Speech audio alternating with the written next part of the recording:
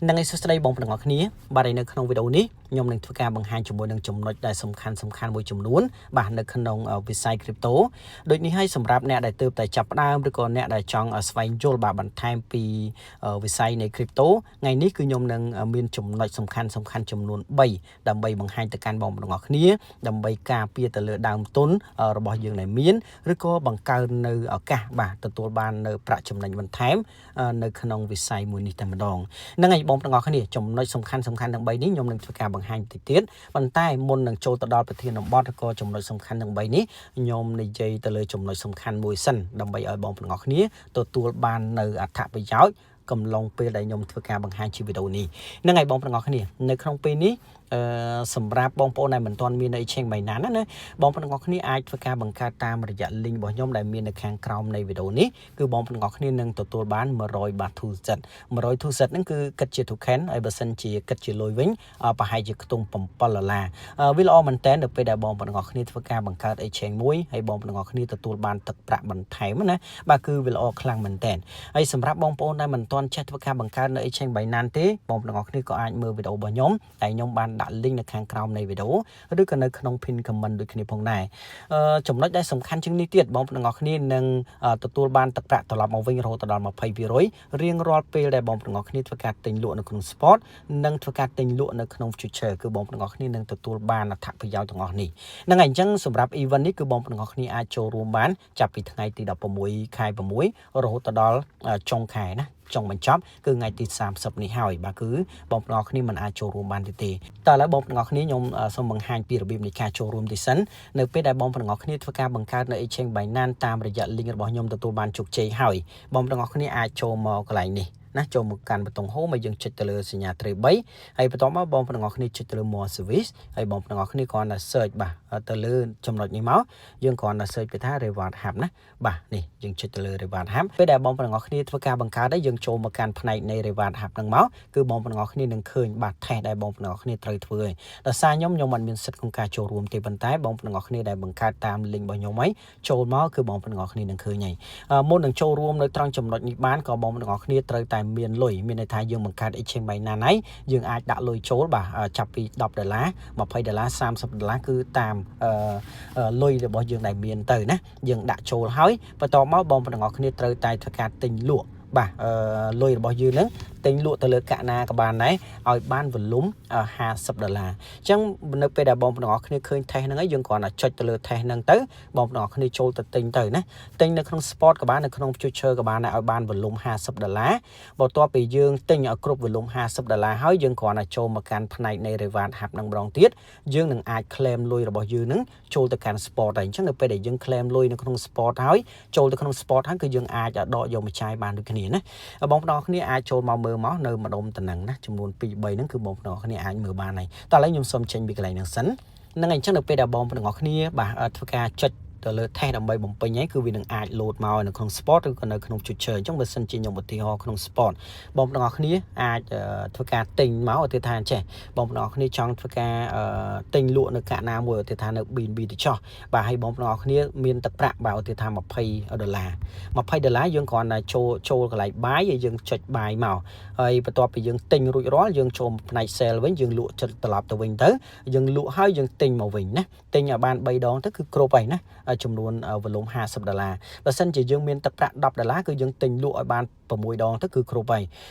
ยังแต่คือบอมพนักงานนี่ตระกัดตัวมือจำนวนตะประบ่ยังไทยยังติงจำนวนประมาณดองตัววิกรุปนะเส้น$50ยังติงลวกตะมดองก็คือวิกรุปไปนะบ่า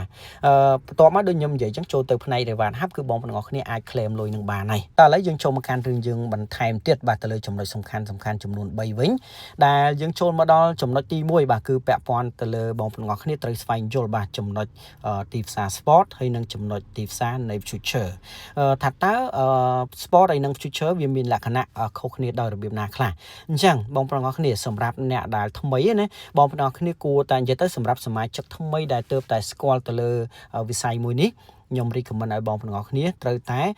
จับยกจำนวนบาสปอร์ตนะ ចូលមកកន្លែង trade ហើយយើងឃើញ sport នេះយើងចូលមកដល់ចំណុចនេះគឺបងប្អូនគ្នាត្រូវយល់ថា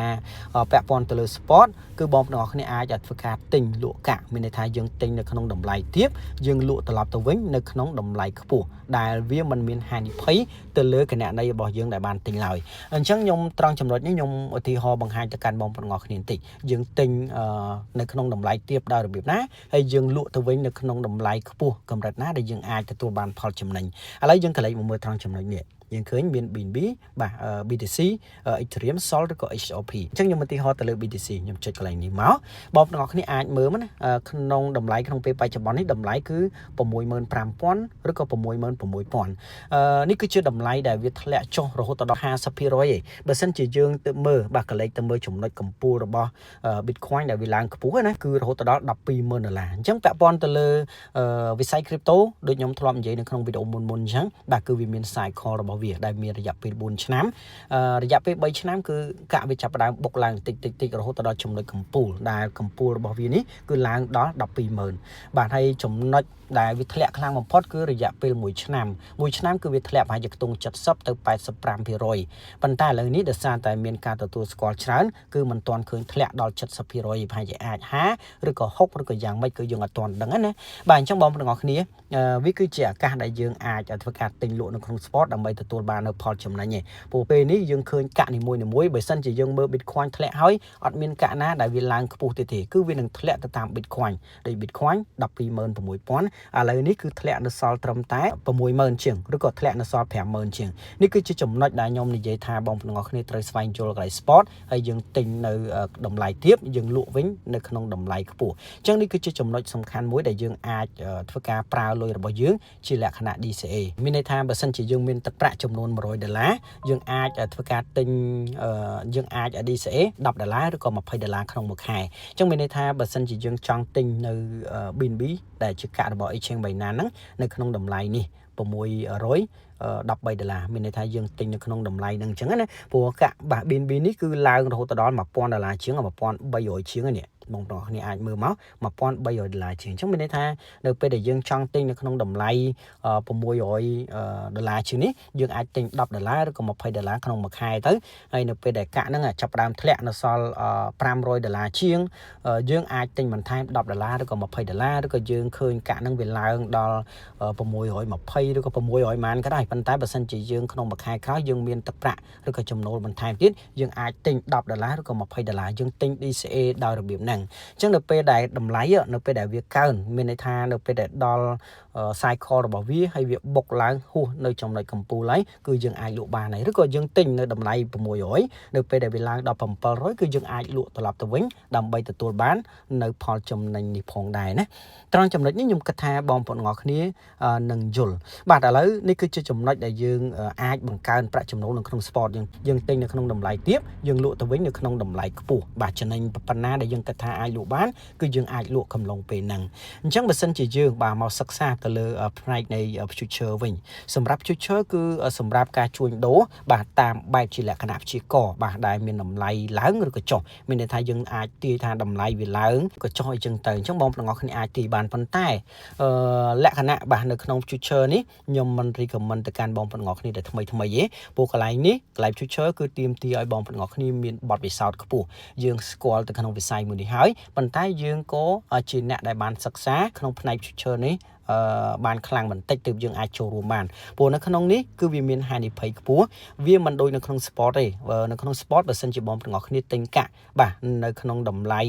$600នេះក្នុងមួយកាក់យើងទិញមួយកាក់ហ្នឹងគឺនៅតែមួយកាក់ទោះបីជាកាក់ហ្នឹងធ្លាក់នៅក្នុង200នៅសល់200ក៏ដោយក៏យើងនៅត្រឹមតែមួយកាក់ហ្នឹងដដែលទោះបីជាវាឡើងដល់1000ក៏កាក់ហ្នឹងនៅតែមួយកាក់ប៉ុន្តែនៅក្នុង future វិញបើសិនជាវា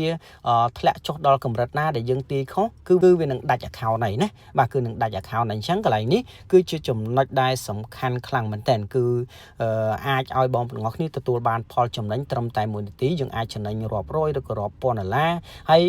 ផលខាតទៅវិញក៏អាចខាតលឿនដែរប៉ុន្តែដូចខ្ញុំនិយាយចឹងបើសិនជាអ្នកដែលមានជំនាញគឺមិនជាបញ្ហាសម្រាប់គាត់ទេអ្វីដែលជាបញ្ហាគឺសម្រាប់យើងអ្នកដែលថ្មីអញ្ចឹងហើយបានខ្ញុំនិយាយថាបងប្អូនទាំងអស់គ្នាត្រូវស្វែងយល់នៅត្រង់ចំណុចហ្នឹងបានច្បាស់បងប្អូនទាំងអស់គ្នាដែលថ្មីខ្ញុំគិតថាគួរស្វែងយល់នៅផ្នែក sport កន្លែងនេះឲ្យបានច្បាស់ បើសិនជាបងប្អូនគ្នាដែលស្វែងយល់ច្បាស់ហើយបងប្អូនគ្នាអាចចូលមកផ្នែក future នេះបានដើម្បីចំណេញក្នុង1នាទីឬក៏2នាទីប៉ុន្តែ sport គឺត្រូវការចាយពេលរយៈពេលមួយអាទិត្យ2អាទិត្យមួយខែ2ខែឬក៏មួយឆ្នាំទៅ2ឆ្នាំ3ឆ្នាំអីចឹងទៅណាគឺវាខុសគ្នាលក្ខណៈបែបហ្នឹងយ៉ាងណាក៏ដោយ sport គឺនៅតែជាជំរើសដែលល្អសម្រាប់បងប្អូនដែលថ្មីហ្នឹងហើយបន្ទាប់ពីបងប្អូនគ្នាបានយល់បាទទៅលើផ្នែក sport ឬក៏ផ្នែកនៃ future ដែលបងប្អូនគ្នាត្រូវស្វែងយល់ហើយណាយើងចូលមកដល់ចំណុចទី2ការគ្រប់គ្រងនៅហានិភ័យមុននឹងបងប្អូនគ្នាគិតទៅដល់ផលចំណេញមានន័យថាដូចខ្ញុំនិយាយមកអញ្ចឹងគឺវាមានផលចំណេញហើយនឹងមានផលខាតអញ្ចឹងមុននឹងគិតទៅដល់ផលចំណេញបងប្អូនគ្នាត្រូវចេះការពារនៅដើមទុនរបស់យើងជាមុនសិនមិនត្រូវប្រើប្រាស់លុយទាំងដុលដើម្បីទៅទិញឡើយដូចខ្ញុំបាននិយាយមុននេះអញ្ចឹងមានន័យថា$100យើងដែលមានណាក្នុងមួយខែយើងមាន$100គឺយើងអាច DCA ត្រឹមតែ$10ឬក៏$20ដើម្បីយកទៅទិញឬក៏ hold វាទៅណានេះគឺជាចំណុចដែលបងប្អូនគ្នាអាចកាត់បន្ថយនៅហានិភ័យបានហើយមួយទៀតបងប្អូនគ្នាហាមដាច់ខាតគឺកុំប្រើប្រាស់លុយដែលចាំបាច់ក្នុងជីវភាពប្រចាំថ្ងៃរបស់យើងមានន័យថាបើសិនជាលុយហ្នឹងយើងត្រូវការប្រចាំថ្ងៃឯងចឹងបងប្អូនគ្នាមិនចាំបាច់យកលុយហ្នឹងយកមកប្រើការឡើយលុយដែលប្រើការបានគឺជាលុយដែលបងប្អូនគ្នាគិតថាមិនចាំបាច់សម្រាប់យើងទេបាទកំឡុងពេលខ្លីរយៈពេលខ្លីឬក៏រយៈពេលវែងណាមិនចាំបាច់សម្រាប់យើងទេអញ្ចឹងនេះគឺជាចំណុចដែលបងប្អូនគ្នាត្រូវដឹងបើសិនជាយើងមានលុយយើងអាចគិតថាអាចបាទប្រើប្រាស់លុយនឹងបានគឺយើងអាច DCA កុំប្រើប្រាស់លុយទាំងស្រុងយកទៅទិញម្ដងទាំងអស់យើងអាចទិញម្ដងតិចដើម្បីកាត់បន្ថយនៅហានិភ័យបាទនេះគឺជាចំណុចដែលសំខាន់ទី2សម្រាប់ចំណុចសំខាន់ទី3ដែលបងប្អូនគ្នាត្រូវដឹងចំណុចសំខាន់ទី3គឺបងប្អូនគ្នាការជ្រើសរើសនៅ platform ដែលមានសុវត្ថិភាពនិងមានការ promotion ខ្ពស់បងប្អូនគ្នាការប្រើប្រាស់ទៅលើ exchange ធំនិងមានស្តង់ដារដូច Binance គឺមានទំនុកចិត្តខ្ពស់ដែលខ្ញុំ recommend ទៅកាន់បងប្អូនគ្នាណាដែលវាមានសុវត្ថិភាពទៅលើទ្រព្យសម្បត្តិហើយថែមទាំងមានបាទកម្មវិធីពិសេសជាច្រើនទៀតបាទដែលបងប្អូនគ្នាអាចទទួលបាននៅក្នុង exchange នេះតែម្ដងហ្នឹងហើយនេះគឺជាចំណុចដែលខ្ញុំបង្ហាញចំនួន3ដែលបងប្អូនគ្នាអាចសិក្សាបានដែលទី1គឺបងប្អូនគ្នាត្រូវស្វែងយល់បាទពាក់ព័ន្ធទៅលើផ្នែក sport ឬក៏ future ថា sport និង future បងប្អូនគ្នាត្រូវដឹងពីចំណុចសំខាន់ដែលខាតឬក៏ចំណុចសំខាន់ដែលចំណេញណាហើយចំណុចទី2គឺបងប្អូនគ្នាត្រូវគ្រប់គ្រងនៅហានិភ័យដែលខ្ញុំបាននិយាយមិញចំណុចទី3គឺបងប្អូនគ្នាត្រូវជ្រើសរើសនៅ platform ណាមួយដែលបងប្អូនគ្នាគិតថាវាមានសុវត្ថិភាពខ្ពស់ហ្នឹងហើយអញ្ចឹងបងប្អូនគ្នាតាំងពីដើមរហូតដល់នៅខាងចុងនៃវីដេអូនេះខ្ញុំសូមបញ្ជាក់ថានេះគ្រាន់តែជាវីដេអូនៃការចែករំលែកមិនមែនជាវីដេអូនៃការណែនាំទៅកាន់បងប្អូនគ្នាឲ្យធ្វើការវិនិយោគឡើយរាល់ការវិនិយោគគឺបងប្អូនគ្នាត្រូវសិក្សាឲ្យបានច្បាស់ជាមុនសិនព្រោះការវិនិយោគទៅលើវិស័យ crypto វាមានហានិភ័យខ្ពស់ណាអូខេអញ្ចឹងបងប្អូនគ្នាវីដេអូនេះខ្ញុំសូមបញ្ចប់ត្រឹមតែប៉ុណ្ណេះយើងជួបគ្នានៅក្នុងវីដេអូក្រោយបន្តទៀតបាទ